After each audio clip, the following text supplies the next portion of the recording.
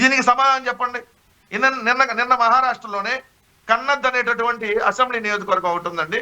ఆ కన్నద్ అనేటటువంటి అసెంబ్లీ నియోజకవర్గంలో తల్లేరు అనేటటువంటి విలేజ్ లో 396 ఓట్లు ఉంటే 312 పోలైనాయి. కౌంటింగ్ రోజు 624 వచ్చినాయి. 312 ఓట్లు పోలైతే కౌంటింగ్ రోజు 624 ఎక్కడి నుంచి వచ్చినాయి? యా నుంచి వచ్చినాయా ఈవీఎంలు? అంటే ఈవీఎంలు ఎలానే జరుగుతాయా?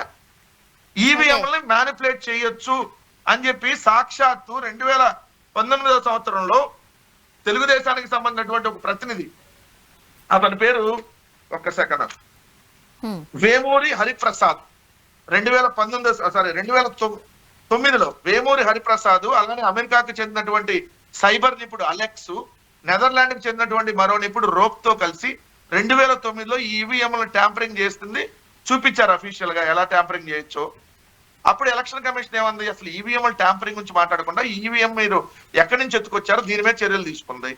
మళ్ళీ అతను బయటకు వదిలేశారు. అలానే మధ్యప్రదేశ్ లో 2017 సంవత్సరంలో ఒక బై ఎలక్షన్ జరుగుతుంటే ఓటర్ల అవగాహన కార్యక్రమంలో నిర్వహించగా ఈవీఎంల్లో నొక్కగానే బయటకు వచ్చే స్లిప్లన్నీ బీజేపీకి పడ్డాయి. ఇది అఫీషియల్ రికార్డ్. ఈవీఎంలను ట్యాంపరింగ్ చేయొచ్చు అని చెప్పి ఢిల్లీ అసెంబ్లీలో, సాక్షాత్తు భారతదేశ రాజధాని ఢిల్లీ అసెంబ్లీలో ఆమ్ ఆద్మీ పార్టీ వాళ్ళు 2017 మే నెలలో ఒక ప్రెజెంటేషన్ ఇచ్చారు, ఇదిగోండి ఈవీఎంలు ఎలా ట్యాంపరింగ్ చేయొచ్చు అని. అలానే ఈవీఎంలు 31 దేశాలు వాడుతుంటే 30 దేశాలు ఈవీఎంలని పాక్షికంగా పూర్తిగా స్వస్తి పలికాయి. దాంట్లో ఏ దేశాలు?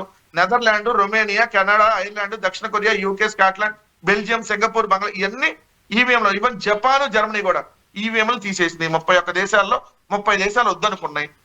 మరి మన భారతదేశం ఎందుకు కావాలనుకుంటుంది ఇప్పుడు? అంటే మళ్ళీ జమిలీ తెచ్చుకొని మళ్ళీ కొమ్మక్క గెలవడానికి కావాలనుకుంటుందా?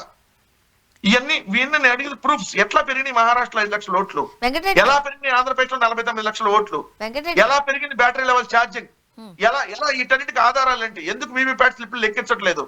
దొంగల్లాగా ఎందుకు పారిపోతుంది ఎలక్షన్ సంఘం? మరి వీటన్నిటికి సమాధానం చెప్పండి. మా తప్ప మీది ఒప్ప లేండి, ఎవరి తప్పు?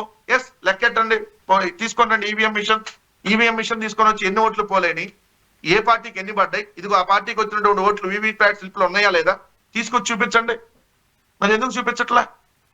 అంటే మీరు ప్రజాస్వామ్యాన్ని కూనీ చేసి దొంగదారుల అధికారంలోకి వచ్చి దొంగల్లాగా ఇంకా కూడా దొంగల్లాగా ఇంకా అలానే ఇంకా భయపెడతానో లేదంటే ఇంకోటి చేస్తున్నారనే దానికి నేను ఎవిడెన్స్ చూపించా. ఈ ఎవిడెన్స్ కాదని చెప్పానంటే వాళ్ళు అడిగేదాన్ని నేను సమాధానం చెప్పడానికి సిద్ధంగా ఉంది.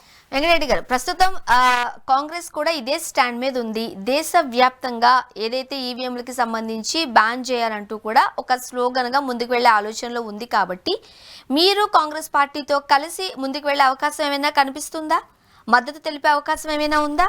మేము కాంగ్రెస్ పార్టీకి మద్దతు తెలపము, మేము ఇంకో పార్టీకి మద్దతు తెలపం. దిస్ ఇస్ ద ఫస్ట్ బాధితులు మేము. ఈ దేశంలో ఈవీఎంల వల్ల బాధితులుగా ఫస్ట్ మేము ఆంధ్రప్రదేశ్ రాష్ట్ర ప్రజలు. ఒకటి పార్టీగా వైఎస్ఆర్ కాంగ్రెస్ పార్టీ, ప్రజలుగా ఆంధ్రప్రదేశ్ రాష్ట్ర ప్రజలు.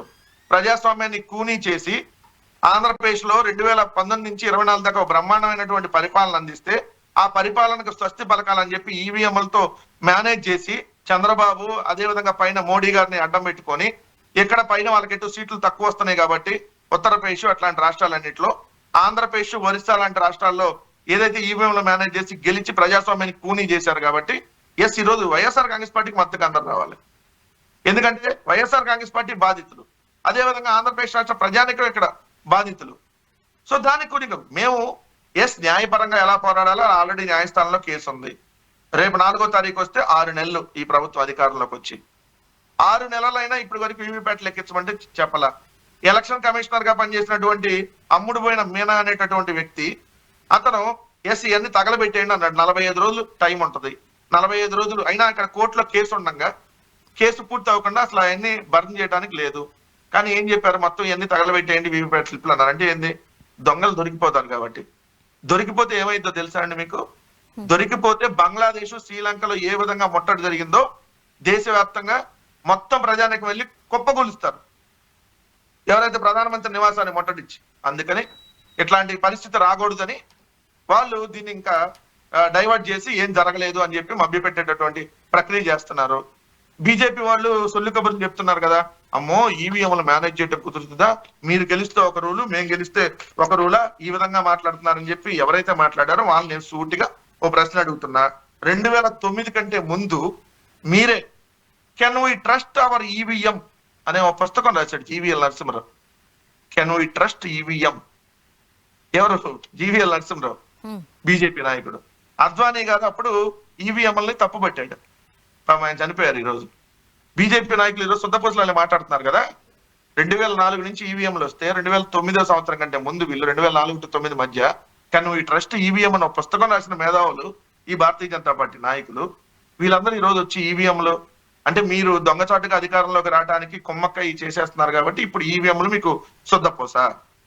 ఆ రోజు మీరు అడిగారు వైఎస్ఆర్ కాంగ్రెస్ పార్టీకి 2019 ఎన్నికల్లో మరి 151 సీట్లు, మరి అప్పుడు మీరు ఈవీఎంల మీద ఎందుకు ఆరోపణ చేయలేదని. ఆ రోజు ఎవరు కూడా ఇదిగో బ్యాటరీ ఛార్జింగ్ పెరిగిందని కానీ, లేదంటే పోలైన ఓట్ల కంటే కౌంటింగ్ ఓట్లు పెరిగినాయి అని కానీ, లేదు పలానా నియోజకవర్గంలో మాకు పలానా పోలింగ్ బూత్ లో తేడా జరిగిందని కానీ ఎక్కడ సింగిల్ కంప్లైంట్ లేదు. ఈరోజు number of complaints, number of proofs in Andhra Pradesh, in Orissa, in Maharashtra, in Haryana, ఇన్ని రాష్ట్రాల్లో ఇది జరుగుతున్నప్పుడు దిస్ ఇస్ ద అఫీషియల్ రికార్డులు చెప్తా ఉన్నాయి.